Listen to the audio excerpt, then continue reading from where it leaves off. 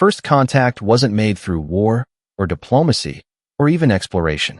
It was made during a quiet conversation over lukewarm drinks in a sterile observation lounge, orbiting a blue dwarf star.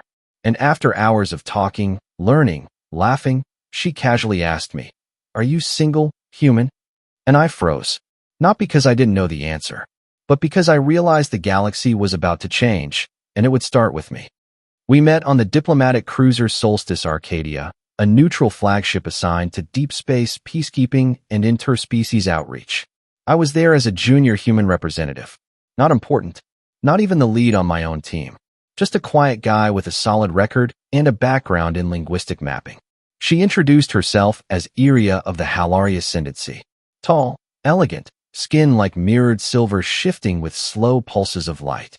Her features were humanoid enough, but her presence, graceful, magnetic, felt more like art than biology. She wasn't assigned to me. I wasn't assigned to her. But one slow cycle in the communication lounge, we were the only two not drinking or arguing. So we talked. At first it was formal, diplomatic, safe. Halari were known across the Concord as tactful but emotionally distant. Too philosophical, too softly evolved, as some human officers put it. But she laughed when I described human cooking disasters and frowned when I mentioned the refugee colonies from Earth's outer systems.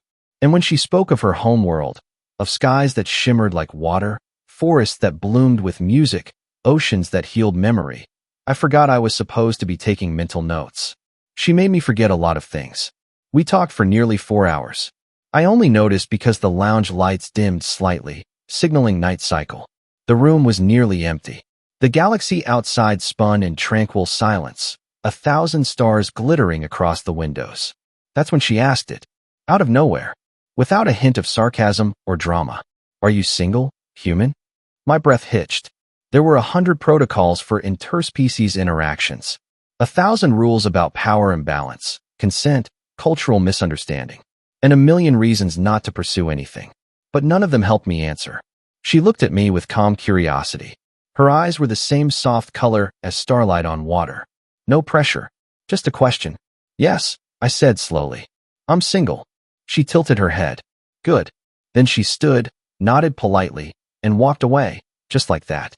I sat alone for another 10 minutes, heart pounding, wondering if I'd imagined the entire thing. We kept meeting. Not scheduled meetings. Just finding each other. A shared table in the cafeteria. A quiet spot in the arboretum. Random assignments that somehow placed us in the same diplomatic team.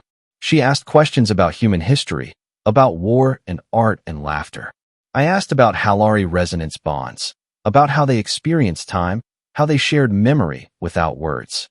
Each conversation went a little deeper. There was a moment, weeks later, when we were observing a minor treaty ceremony between the Saryun and the Lectach.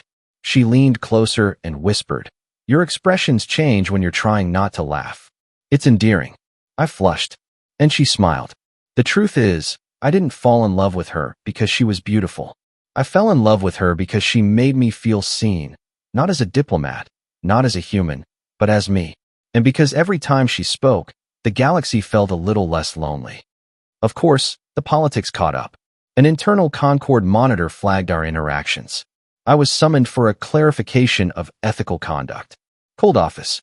2 overseers. 1 AI recorder. They didn't accuse me of anything, but the implication was clear. This wasn't appropriate.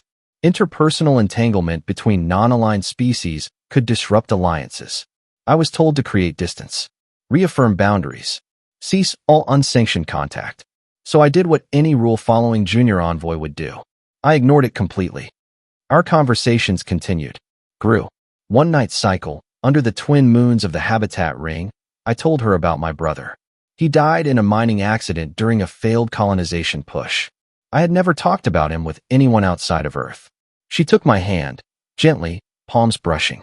Her fingers were colder than human skin, but the warmth was in the gesture. "I remember loss," she said. "It sharpens us. But only love lets us heal." That night, she asked me another question. "If you were not afraid of consequences, what would you choose?" "I'd choose this," I said. "Right now? You. Us." Her skin brightened again, slow pulses of silver blue across her cheekbones. the Halari sign of emotional resonance. We kissed under the synthetic moons. It felt real. It was real. The next day, everything exploded. Word got out. Maybe someone leaked the surveillance logs. Maybe the AI monitor filed an automatic alert. Maybe someone just got jealous. Regardless, we were summoned to a formal review. Human delegation. Halari representatives. 3 Concord observers. The entire room radiated cold tension. They called it reckless emotional interference. They said we were undermining diplomatic neutrality. They said it was biologically inadvisable. Iria stood tall. Her voice was calm, but her skin dimmed slightly in frustration. We are not weapons, she said. We are not bargaining chips. We are sentients. We are allowed to feel. One Halari elder stood. You are allowed to feel, but not to bond. Not with them. That word, them, hit me like a slap. I stepped forward. No legal training. No experience. Just a quiet voice that carried too much weight. Why is it always forbidden to care? They dismissed us. No punishment. No exile. Just quiet condemnation. We weren't arrested, but we were erased. The next week, we both filed voluntary leave. Not together. Just separately timed, but with the same destination. A neutral world named Leora 6. Peaceful. Small. No political oversight. One of those planets where people go to forget or to begin. We rented a small home near the polar gardens. Transparent walls. Open skies. Wind that smelled like glass and citrus. There were nights when we didn't talk at all. Just sat side by side, watching the auroras shift above the ice fields. It wasn't exile. It was escape. And in the quiet, we learned how to exist not as a human and a Halari, but as us. 3 months later, the message came. From Earth. My mother had died. I hadn't spoken to her in over a year. Not since the deployment. I hadn't even told her about Iria. When I got the message, I sat alone by the frozen lake, staring into my own reflection. Iria didn't say anything. She just joined me, held my hand. I never got to say goodbye. I whispered. She knew you loved her, she said. That's what matters. We stayed there until the stars rose. And for the first time, I cried in front of her. And she never let go. News of our quiet bond spread across the outer diplomatic circuits. First as rumor, then as an example, then as policy. The Halari revised their stance. Quietly, without ceremony. They reclassified resonance as not only cultural, but personal. Earth's diplomatic corps didn't announce anything, but I received an anonymous note in my inbox. Just don't start a war.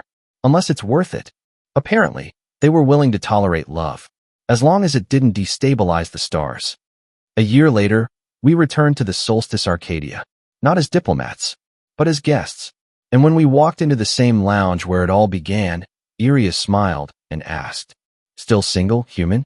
I laughed. "Not anymore.